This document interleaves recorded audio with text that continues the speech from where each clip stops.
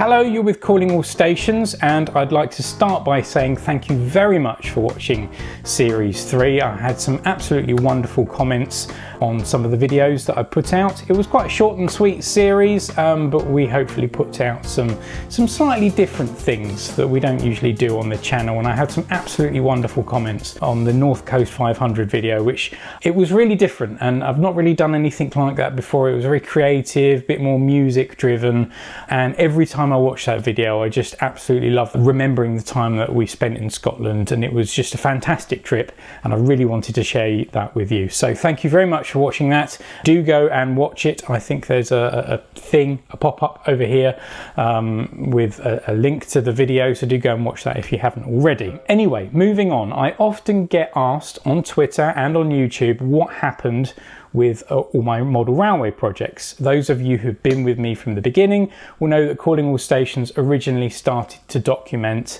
my adventures into model railwaying and document all the many layouts that I've had over the years. The more recent one of those, Woodford Wells and Croxley West, the videos for that dried up a couple of years ago. What happened was I moved house around 2018-ish, and unfortunately when I moved house I didn't quite have the space for Woodford Wells and Croxley West to remain in situ.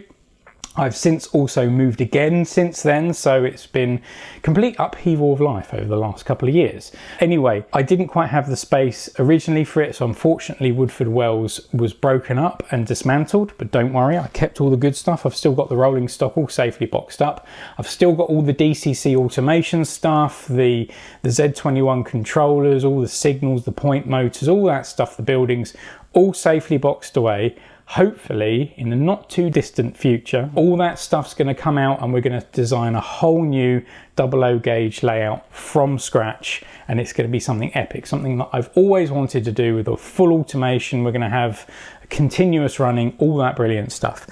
But in the meantime, we need a project to be getting on with, and I do acknowledge that model railwaying has gone very quiet on this channel, so we do need something to be getting on with. So I'm going to move the 00 gauge stuff out of the way, and I'm going to show you this box, which is here. It looks very boring at the moment, and if I show you inside, there's not a whole lot in there at the moment. However, there will be. What we're going to do, we are going to build model railway in a box, and I have got a little N-gauge locomotive there, little pannier tank GWR loco that I bought many years ago with the thought of doing something exactly like this.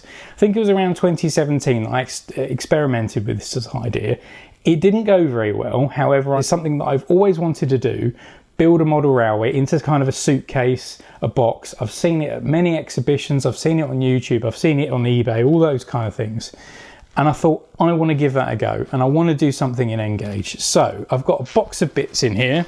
I've been building up already. I've got bits of track. We're going to do a whole episode on different track. I've got another couple of little bits of rolling stock in there. I've got some power stuff down there. We need to do quite a bit of remedial work to the box to start with, and that will be the first few videos, is us working with the box and getting it ready to put a little mini baseboard in and start building a model railway. And we're going to go through track plans, we're going to go through wiring, we're going to go through track and loco choices. Whether we're going to theme it, I'm not quite sure at the moment, but I'm quite excited about it. I'm really excited to bring you this, and we are going to put a model railway in this box.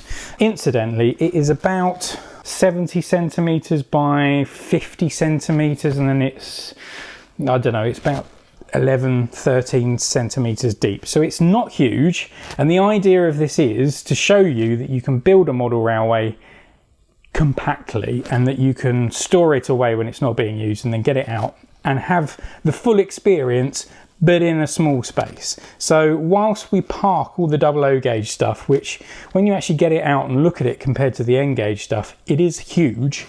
Whilst we all park that, we're going to create something compact, and I'm really excited about it. I'm really excited about all these bits of gubbins that I've been able to buy over the last couple of weeks. I've got more stuff in the post, and hopefully over the next couple of weeks we will start to transform this box into a model railway. Anyway, I'm going to hide that away now. In terms of how this is going to work with the series, this is just going to be an as and when I get time to do this little project.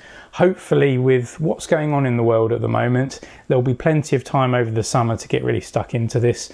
All the stuff I usually do with my life outside of railways, football, band, music, all that kind of stuff has been put on hold. So hopefully I'll have lots of time over the summer to really get stuck into this. I've got some great ideas and I'm really excited to get started. So for those of you who are asking where the model railways are on Calling All Stations, they're back. Don't worry, they're just going to get a little smaller. So I will see you at the next stop.